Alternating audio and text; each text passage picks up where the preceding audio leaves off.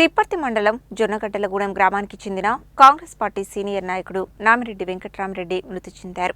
విషయం తెలిసిన వెంటనే నల్గొండ మాజీ ఎమ్మెల్యే కంచర్ల భూపాల్ రెడ్డి, తిప్పర్తి మాజీ జెడ్పీటీసీ తండు సైదులుగౌడ్ వేరువేరుగా జొన్నగడ్డలగూడెం గ్రామానికి విచ్చేసి వెంకట్రామరెడ్డి పార్థివ దేహానికి నివాళులు అర్పించారు.